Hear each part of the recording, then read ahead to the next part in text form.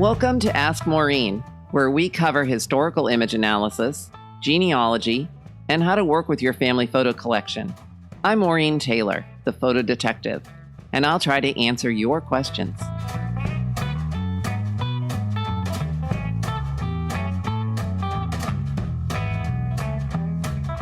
Good afternoon. I'm Maureen Taylor, and you are listening to The Photo Detective. Now, this is live on Facebook, but if you miss it, you can watch the replay on Facebook on the Photo Detective page, or you can listen to it on iTunes. Now, today's guest is Diane Southard, your DNA guide. So join me in welcoming Diane. Hi, Diane. Hi, Maureen. Thanks for having me. Very exciting. This is my first Facebook Live event. Very first? Very first, I think. Yeah. You're always right on top of all that technology, so I'm impressed. Well, thanks for including me in this fabulous new system. So I'm excited. Right. So I use the BeLive platform, which means that viewers can ask questions as we're live. And this little meme I sent out, our announcement with your name on it, got shared a bazillion times. Great. And so I'm hoping there's going to be people watching so we can have some really good questions. But in the meantime, we're going to start with a sort of brief overview of your son goes in the background. Yeah, they don't go to school this week for whatever reason. So I have people at home. Yeah, that's the way it goes. The dogs are barking. There'll be somebody who opens my office door any minute. It's what happens. Yeah. So Diane, I know who you are, as I've known you for a number of years now, but I'm not sure that the people who follow me are aware of your background in DNA. So can you give us a little overview of how you got started in DNA? Sure.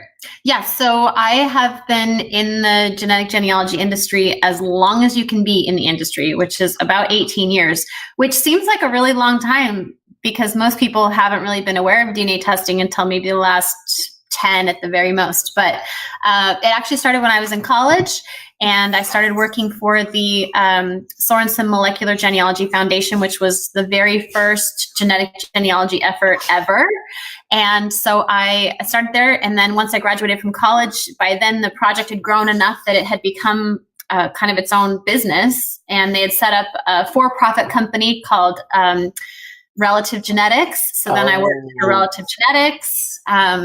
They later kind of acquired GeneTree. So I worked in that whole kind of community of companies until they were sold to Ancestry, at which point I went out on my own. So now I run your DNA guide, and I travel and I lecture and I produce a lot of materials just to help people understand how to use their DNA test results. Yes, you do. Yes, you do. I have all of your cheat sheets. And actually, I bought multiple sets because then I give them to other people. Good. Yeah. They're everything you need to know and nothing more about DNA testing. Yeah. So here's a question for you. What did DNA testing look like 18 years ago? Well, 18 years ago, you had to draw blood. I remember that. Yeah. I remember as a college student, I went like on the weekends, maybe where other college kids were like partying. No, I was lecturing and drawing blood from people. Maybe even some of your viewers were part of that initial project where we took blood, we took your 4-generation pedigree chart, and we took it back to the lab. So I spent the weekends gathering blood, and during the week we would process all of those samples and start the analysis. So that's what it looked like back then. And then it was only Y and mitochondrial DNA testing. So only direct male line or direct female line. That's right. I do remember that. At the conferences, they'd have a booth. Yeah. And there'd be, I don't know, a phlebotomist drawing blood or one Definitely. In the early days. We did that for about 3 years, I think. And then after that, it became a mouthwash. And so that was a lot easier, obviously. We're all relieved because I remember I was like, no, you're not taking my blood. Yeah. I don't want it that badly. And we have June, who says that she actually, this would show, come on, here we go. June gave blood for genetic testing a long time ago. June, awesome. It's come a very long way. Early on, I wrote an article for Family Tree magazine. This was a very long time ago on all the different testing services there were. Hmm. Um, and Yeah, it's not like it is today. There have been a lot like coming in and out. And, that's like one thing that I tell people. People ask a lot, where should I get tested? And, the obvious answer, the best answer is test everywhere because, we think that our testing companies are here to stay and they're going to be here forever. But that's what we thought about all the previous companies who've gone by the wayside. So having your having your DNA physically tested at all the companies just kind of ensures your longevity because one of them's bound to make it. One of them is bound to make it. But, in the early days, they would mail you a report, with all your DNA markers. But now it's all online. Yep. So this is sort of a random question I just thought of, not one that we talked about beforehand, which is how do you preserve that data?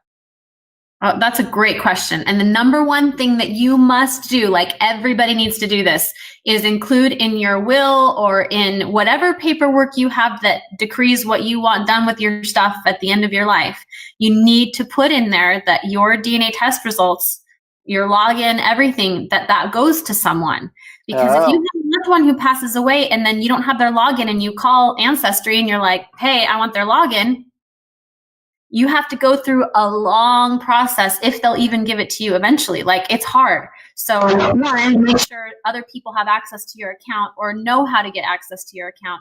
And then write it down somewhere that your physical DNA sample that you submitted to the company, you are now leaving that to someone who you trust to make decisions in your absence. Wow. That's a big deal. Yeah. Yeah. I mean, it goes way beyond what DNA kit should I give for Christmas? Right. So true. Yeah. I mean, I just stocked up. I mean, so if you think about a budget for all of this DNA testing, I mean, right now, I think Ancestry DNA kits are still $59. Yeah. MyHeritage, I think everybody competes with each other. So they're about the same price. So when they offer these special offers, it really is the time to stock up on all of them. Definitely. Yeah, you should. I mean, my mantra in life is never buy anything at full price, but right. Mine too. You should never buy a DNA kit at full price. So yeah, just having some on hand, you never know when you might run into a random relative or friend or somebody who, like the other day, actually, I was called by someone at our local family history library because somebody had come in and they said, my grandmother is on death's doorstep and I really want to get her DNA tested, but I don't have time to order a kit. Do you guys have one? So they called me and I was like, I got you. And drove over to my house and I sold him my DNA kit. So yeah, I have a shelf of them in my office for exactly that reason. Mm-hmm. I have a friend who was adopted, and over the years that I've known her, she said, can you help me? Maybe I want to know, maybe I don't want to know. And a year and a half ago, she said to me, okay, I'm ready. Yeah. I want to know now. Now I want to know my adoptive brother's gone. My parents are gone. I really want to know. And she took the DNA test I gave her the Ancestry test, and it came back, and she was at the airport leaving for a trip, and somebody called and said, I forget how they got her number. She got some notice that said, by the way, we're related. And they exchanged phone numbers and they called and said, I think you're my half sister. Oh my gosh. I know. So now she knows so much more about who she is, and she knows her heritage. And now she's exploring her meaning in food. Cool. Which she said, I knew nothing about. I'm like, okay. All right, good. So we have a couple of comments. We have June, who is saying that when she gave the blood, it was for blind testing for a project. I never received the original results. When it became public to purchase DNA, I did it for myself. They did tell me to have my BRCA tested. Does that seem familiar to you? Yeah, so the Sorensen project, if that's the one you donated to, yeah, it was just research-based. You didn't ever get any results. You shouldn't have expected to get any results. And that was all part of the education research project that we did initially. Yeah. Right. And we have another comment from Robin Goodman. Would that apply legally to other family members you have had done too? I'm assuming this is a question about the privacy and and leaving people that information so they can log in later. Right, exactly. So there's actually, for any new family members, you're getting tested on the Facebook group, Genetic Genealogy Tips and Techniques. There's actually at the top, there's some files, and you can download kind of it's like a consent form. So, I mean, when you go to ask a relative to be tested, most of us are just like, hey, do you want to do this? And they're like, what's it about? And we tell them, and they're like, okay. I don't really care. You can do whatever, but that's not a legally binding anything, right? And so for any relatives kit that you manage, you really need them to fill out this little consent form that's been put together. And it just says that you are in control and that you have access to their results. It also, I feel like, does a really good job of just making sure they really understand what you're doing. That biological relationships will be revealed, because while you anticipate they're going to be your cousin, they might not be your cousin. So it also helps you kind of go over things with them like, hey, if I find out something unexpected, do you want to know? Because people could be like, no, don't tell me. I'm happy in my bubble of not knowing. And then you'll know that if you find out something, they don't want to know. And you shouldn't tell them. Or they can be like, yeah, I totally want to know if you find out that my grandfather's not my grandfather. And then you'll know what to do if that situation arises. So getting that consent beforehand is ideal, but now that a lot of us have already tested our relatives, you can still go back and get that same consent. Right. When I give someone a DNA test, I always say you have to be mentally and emotionally prepared for what might happen when those test results come back. Because you really, you think you know everything, but you might not. Yeah. You just might not. Yeah, we have to walk that fine line between scaring them, right? Because it's not really scary. It's just any kind of new knowledge has a potential to change you in one way or another. So we just have to let them know that there's a potential for some really interesting new knowledge. So yeah, it's always better to tell them up front than to later, cause a lot more heartache than is already going to be caused. So. Well, we know that after this holiday season, right? There's millions of DNA kits being given out because of these sales, that there will be surprises on the family tree. Definitely. We know it. That's just the way it goes. June actually got back to us with another comment, which is when she did her test that she didn't expect the results, but she was really surprised when they sent her a notice to be BRCA tested by her doctor. And it was a good thing she did. They caught her breast cancer early. And it ran in the family, and she had no idea. Yeah, so a lot of like from 23andMe, you can get that health report. Right. There are other ways you can get health information from your testing, but that's definitely another component to it that you have to let people know about in case they don't want to know. Because in your case, obviously knowledge was power, and it really did help you. But some people just don't want any part of that. So Exactly. So on my Facebook feed, this is something we didn't talk about beforehand, but it's just been since your little message appeared that you're going to be on this show, I just get endless little reminders for this test called Genoplate, which supposedly tells you which foods you can eat and which foods your body needs and all that based on genetics. I haven't researched the company. I don't know anything about it. But I'm getting reminded about 12 times a day. That you need to look at it. Yes. I haven't researched that company specifically either, but there are a lot of companies just like that one. And they're all trying to capitalize on this era of personal genomics. So that's the era we're in now, where everybody can take a look at their own DNA. And now there are companies offering to give us different interpretations of what that DNA means, or what it means for our health, for our lifestyle, for our relationships, everything. So the first thing to recognize is that something as complicated as how healthy you are can't come down to one factor, your DNA, right? So, it's really naive to think that you could take a test like this and that it could, explain your life for you. And we're talking about DNA with Diane Southard of Your DNA Guide. And she's experiencing some issues with her internet connection. I have sent her a message. So I'm going to take a poll of the people that are watching and ask you how many tests you've given out to people or have asked individuals in your family to test. So personally, I've given a test to my mother, my father when he was alive, my brother. So I've covered the family, and believe I gave one to my sister last Christmas.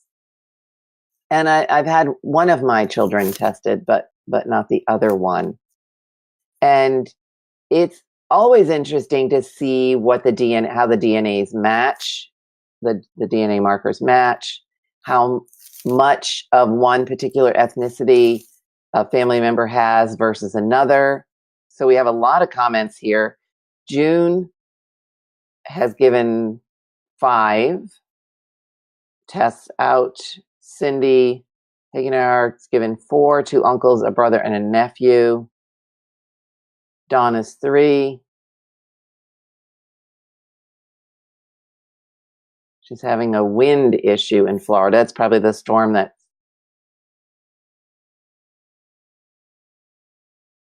she may not be back. It's like her internet connection is gone. So we may have to reschedule some of this. Beryl has tested 3, brother, husband, and his brother. Oh my goodness, Faye, 50. I hope you have a granting agency to help support that. That's a lot of tests. And Yvonne, 8. So which companies do you work with? Let's add that. And Diane is back. She must be on her phone. You're back. Hey, yeah, so thankfully cell service is still working, but apparently my home internet has just decided to take a little break. Yes, you have that windstorm that we're getting later. Yeah. Right. So I'm glad we're doing this today. So I've been talking with people about how many tests they've given to family members. And okay, so the winner is Faye. Not that we were running a contest, but Faye, 50. 50, Faye, that is amazing. I said, I hope she has a grant agency to support the cost of all those tests. Wow. That's a lot. That's a lot. That's a lot. Oh, and I just asked them while we were waiting for your internet connection to come back, which companies they've tested with. Yeah. So Faye has tested with Ancestry, 23andMe, and Living DNA. Beryl, Ancestry, and 23andMe. June's done Ancestry, Family Tree DNA, 23andMe, and MyHeritage. I am in that same position. I've done them all.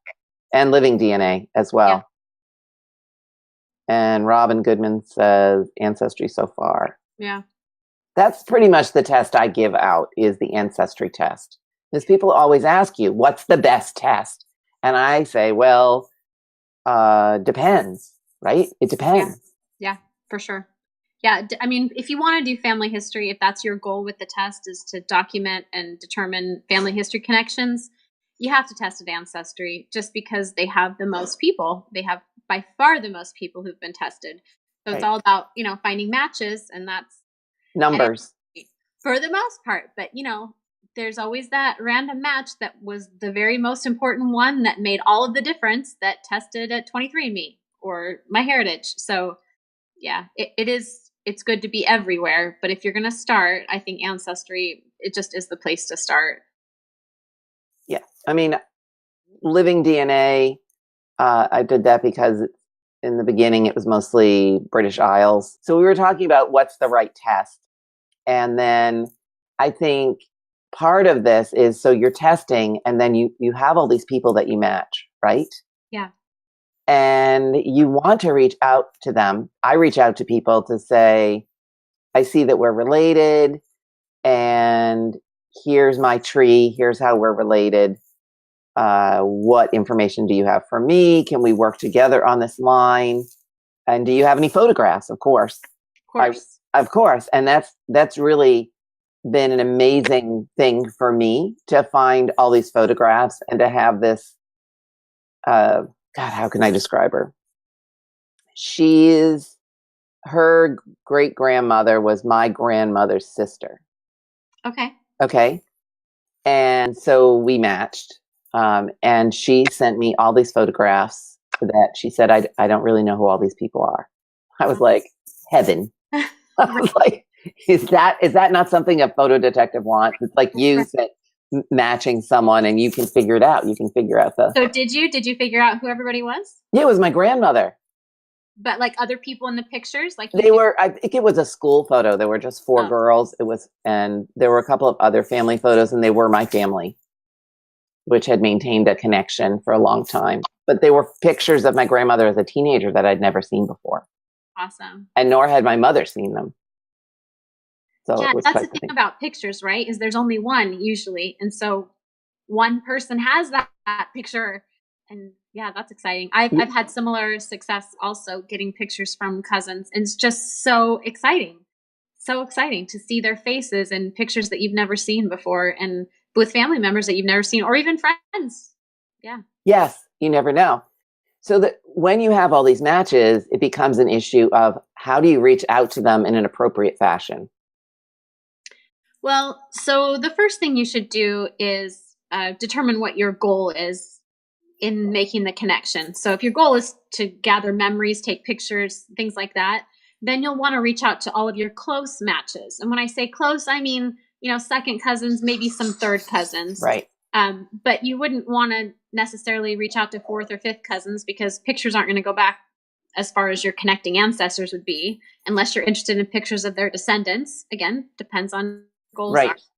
I usually try to limit myself to one thing at a time. So I attack my match list with a question. So, maybe this month I'm going to learn about this particular line. And so then I'm just going through my DNA matches and gathering people that belong to that particular line. And then I'm reaching out just to them about my particular question. Hey, this document says this, but this document says this. I'm not sure which one's right. Have you done more research on this family?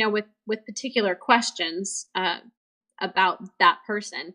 So it's kind of like a mix. I would hit all of my close matches up for extra information, and then kind of cherry pick third cousins, maybe some fourth cousins that seem like they might be worth reaching out to. Yeah. Yeah. And of course, you hope they're going to respond, but not necessarily. Right.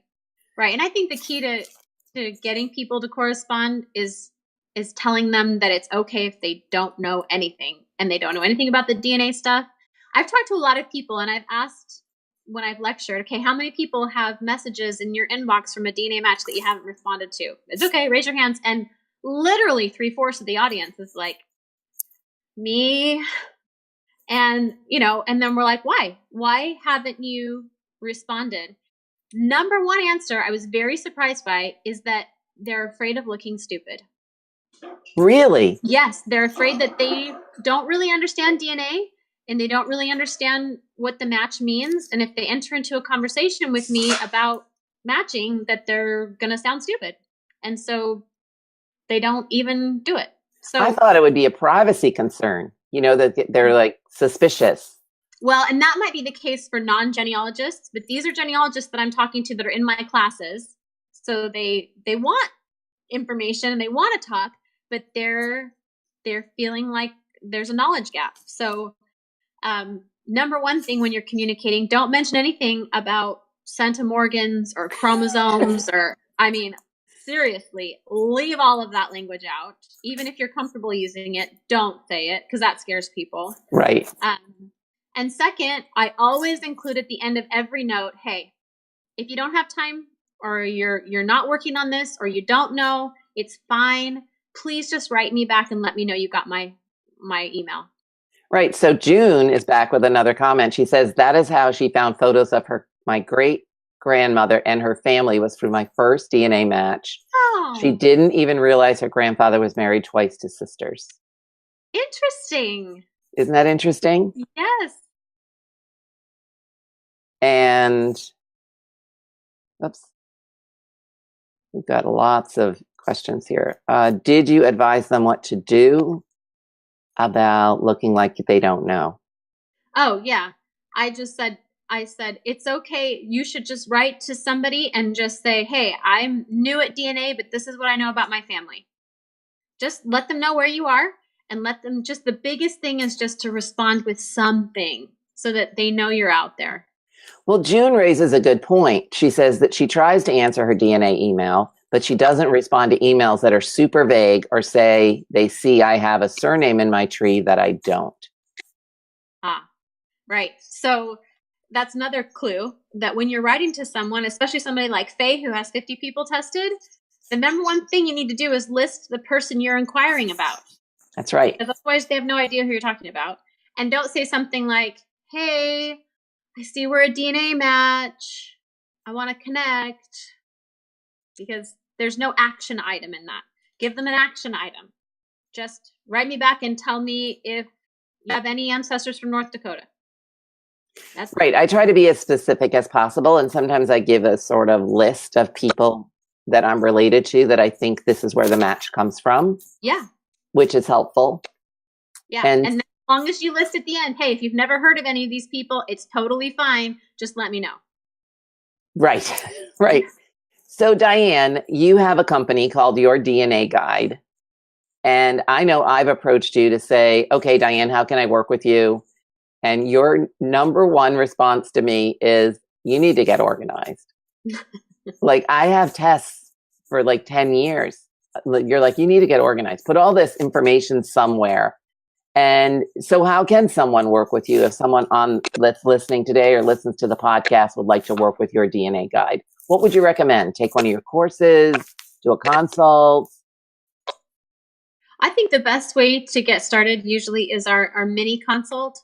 So it's just 20 minutes online together and it's really easy. I mean, if you can check your email, you can get online. If you can watch this or listen to this podcast, you can definitely do it. It's just a time for us to get together and for me to look at what you have and what your goals are and to point you in the right direction.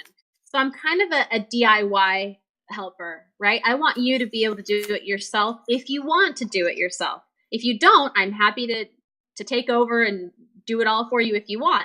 But I'm more of a teacher. And so like this morning, I was talking with a client and she has a specific question. She wants to know about a particular ancestor. So I take her into her match list and I show her how to find the matches that have to do with her question. And then we gathered that group of people together. There were like 5 or 6 people. And I was like, here's the people you need to look at. Now from here, you need to figure out how these people are related to each other. If you can figure out how those people are related to each other, you'll know how you're related to them. So we talked about how to do that, how to look at their charts, how to correspond with them, that type of thing. So it's really about, for you, Maureen, it's just choosing a question. You've got so many things you want to know and so many DNA tests, then just choose one and let's talk about that. And if you think it's going to take longer than 20 minutes, we have a 45-minute session and that one's actually recorded. So that's kind of easier. It's like your own personal webinar. But I find the most efficient way is just to sit down and talk with me and I can point you in the right direction. Right. I mean, I have all the tests. I just have to organize them by like my dad's tests, my brother's tests, my mom's, Right. Get all that together. And you actually have a cheat sheet on that. Yeah, I do. Yeah. Organizing. It's in my drawer. It's in my DNA drawer. It's waiting for me. It is. So Robin Goodman says that they met their mother's cousin because of DNA matches up in South Dakota and was able to exchange photos and hear about family stories that helped her to understand her family history. That's great. Well, those are exactly the kinds of success stories that more people need to hear. So thank you for sharing that, Robin. Yes, thank you very much for sharing that. And thank all of you for all of your questions today and for watching The Photo Detective. Diane Southard is Your DNA Guide, and I actually have her website here. Let me show that. I love the graphics that you use. It makes it so much more approachable. And you can go on her website, yourdnaguide.com, and find her classes, her consultation services, all of that. Plus, I believe some of your lectures from my Heritage Conference in Oslo, Norway, are available online to watch for free. Yep. That's how we go. June, super organized, uses Excel. Good. Yep. You I got have to to find get- your system and stick with it. You've got to do it, but it won't be Excel, June. It won't be Excel for me. I've been Definitely using not. OneNote a lot, actually. OneNote. Yeah. It's been very helpful. I haven't used that yet. Anyway, thank you. Thank you to Diane for joining me. And I hope her internet connection comes back because it looks like all your kids are home and are going to need something to do. Right. So Yes. true. So true. All right. Well, thank you very much, Diane. And thank you all for watching. And I'll see you not next week. I'm taking the week off, but in the first week of January, the Photo Detective will be back. Have a lovely holiday, everyone. Thank you. Bye-bye. Thank you for watching and listening. You can submit your questions for future episodes using the Ask Maureen button on MaureenTaylor.com or through any of my social media contacts. You can find me on Twitter and Instagram as The Photo Detective and on Facebook at Maureen Photo Detective. I hope you'll come back for the next show. Don't forget to send me your questions.